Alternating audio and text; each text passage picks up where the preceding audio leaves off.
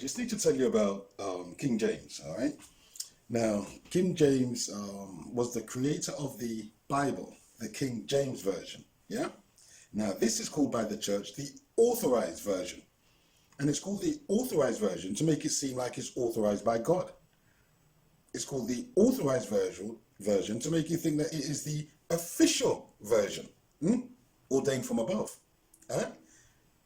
Now, King James had his version of the Bible, yeah? And this is what's used in the Anglican Church. But Elizabeth I also had her version of the Bible. That was called the Bishop's Bible. And Elizabeth I preceded James I, yeah? Henry VIII also had his version of the Bible, and that was called the Great Bible, yeah?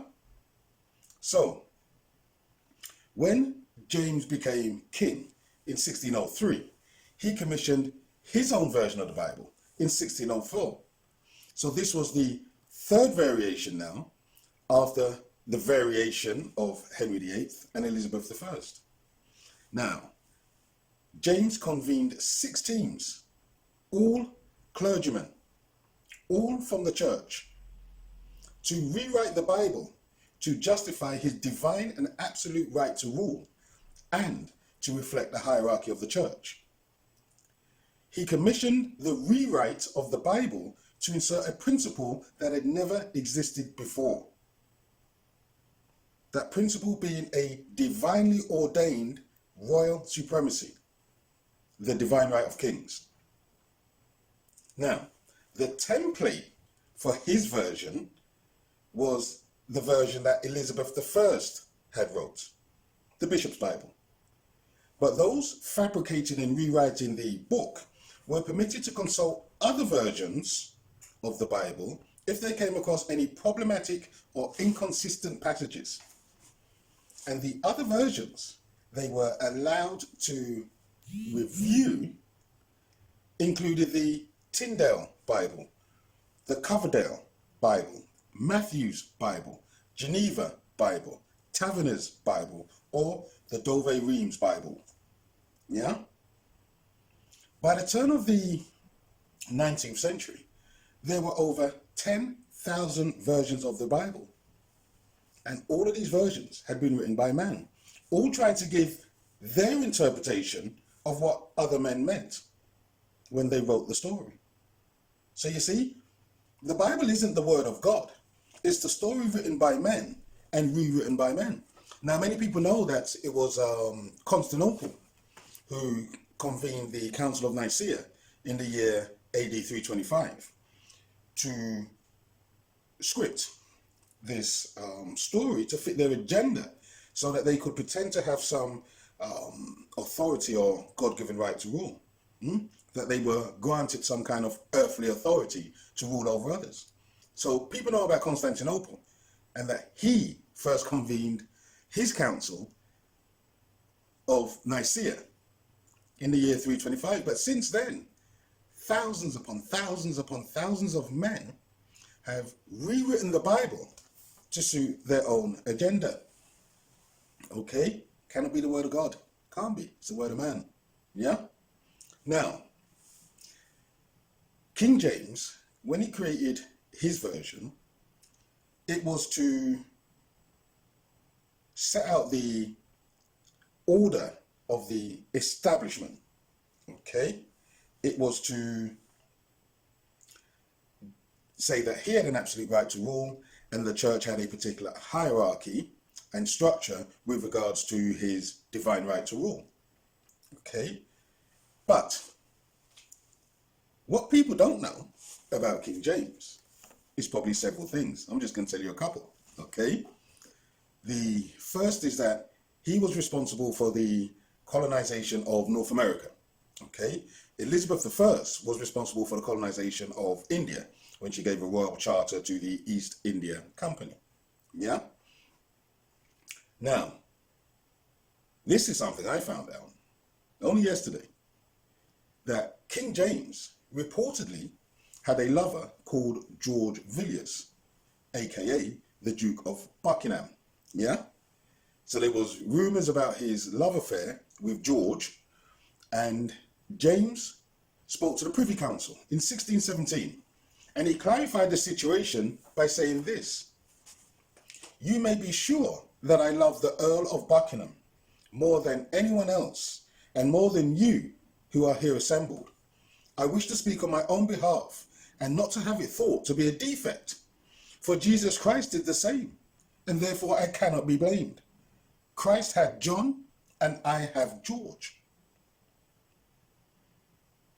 An historian said that Buckingham became James's last and greatest lover, citing love letters the king wrote to Buckingham. In a letter to Buckingham in 1623, the king ended his letter, "God bless you, my sweet child and wife, and grant that ye may ever be a comfort to your dear father and husband." Buckingham reciprocated the king's love, writing back to him, "I naturally so love your person and adore all your other parts, which are more than ever one man had." So, George became the lover of James. Okay? He was the lover of James. So I'm just telling you this so that you know. Okay? So, King James, he convened 6 teams, all made up of clergymen, to rewrite the Bible to justify his divine and absolute right to rule and to reflect the hierarchy of the church. Okay? There were 6 teams, 2 at Oxford, 2 at Cambridge, and 2 at Westminster Abbey. Okay? And he commissioned the rewrite of the Bible to insert a principle that had never existed before, being a divinely ordained royal supremacy, the divine right of kings. Yeah? Now, there is a order of hierarchy in the UK. Okay? There is an order of precedence. Now, at the top of the hierarchy is the monarch. Okay, that's number 1. Number 2 in the hierarchy in the UK is the Archbishop of Canterbury. Number 3 in the hierarchy is the Lord Chancellor. Okay? Number 4 in the hierarchy, these are the ones that have the most power, the most authority in the United Kingdom, is the Archbishop of York. The top 4 individuals in the hierarchy of the UK is the monarch, the Archbishop of Canterbury, the Lord Chancellor, and the Archbishop of York. You don't get to vote for any of these. You do not get to choose a single one of these individuals. Number 5 in the hierarchy is the Prime Minister. Number 5 in the hierarchy is the Prime Minister. And number 6 is the President of the Privy Council. Okay? So now you know who is running things. And now you know why. Because James has written a book to say that he runs things. He's boss. He's in control.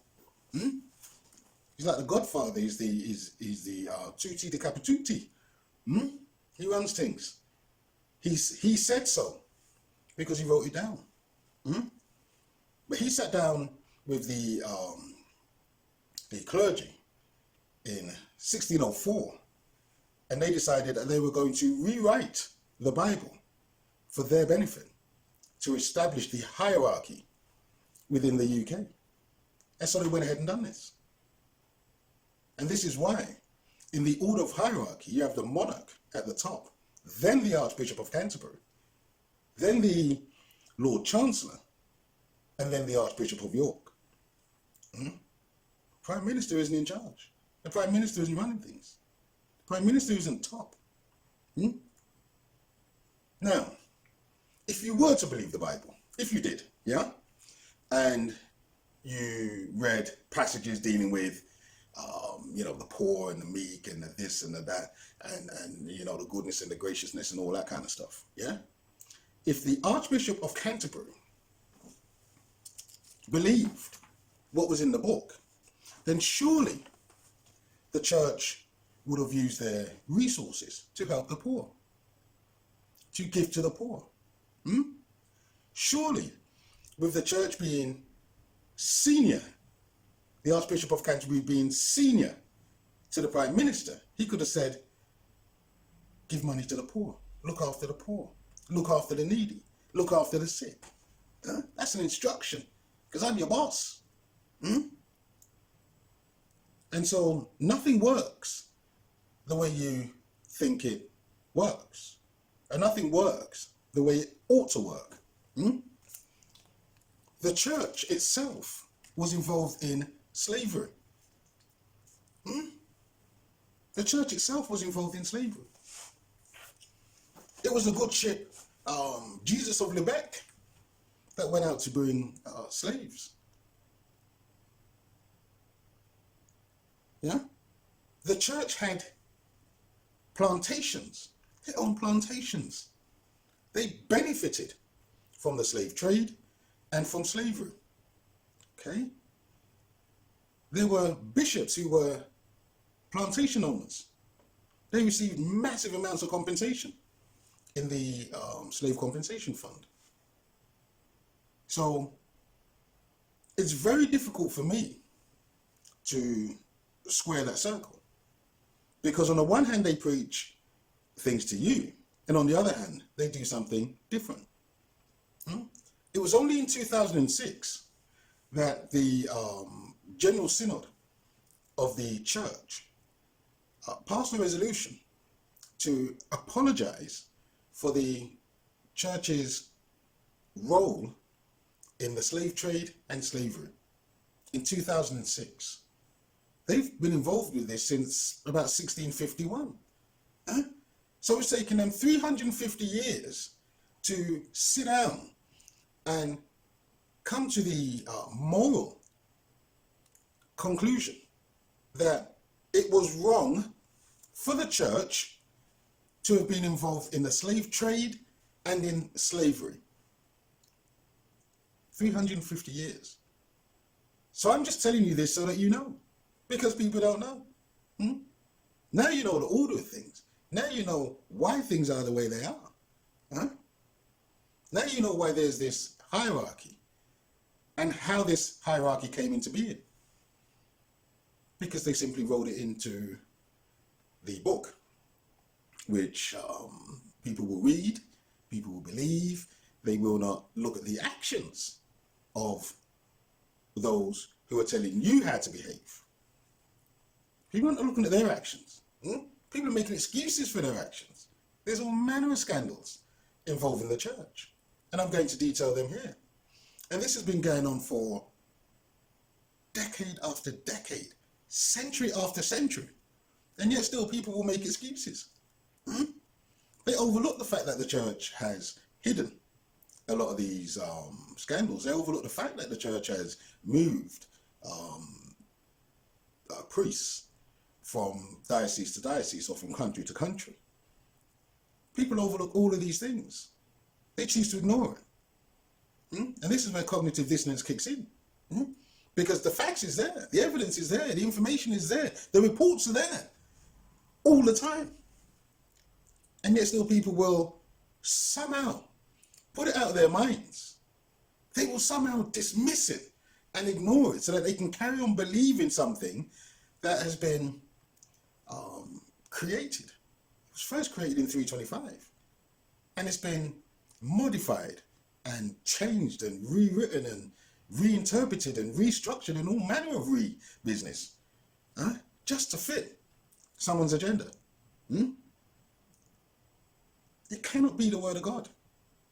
If man is writing his own version, his own interpretation of what he wants it to mean for his own benefit. Akhenaten, or Amenhotep IV, he was a pharaoh in Egypt thousands of years ago.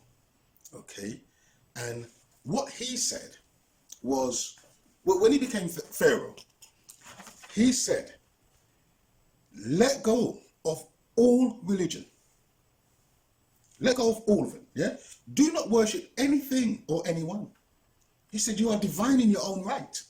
Yeah? Let go of all religion. Remove yourself from religion and priests. They are all corrupt. Hmm? He said, do not worship anything. There is no need. It doesn't serve you.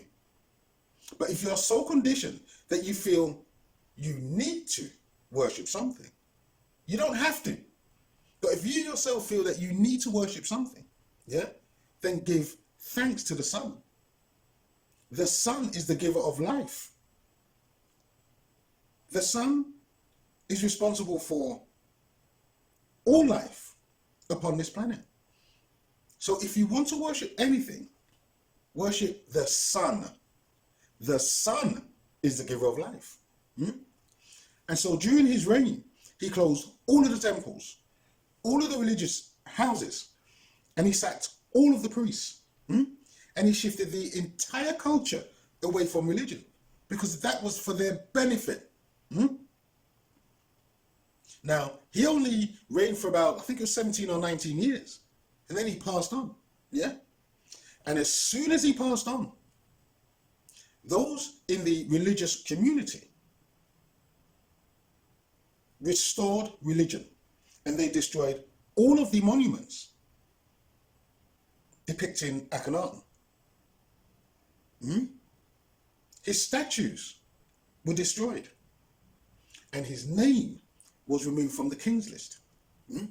So when this individual came down and he said, this religion stuff is foolishness, you don't need it. It doesn't serve you. It's of no benefit to you whatsoever. While he was Pharaoh, that was the policy.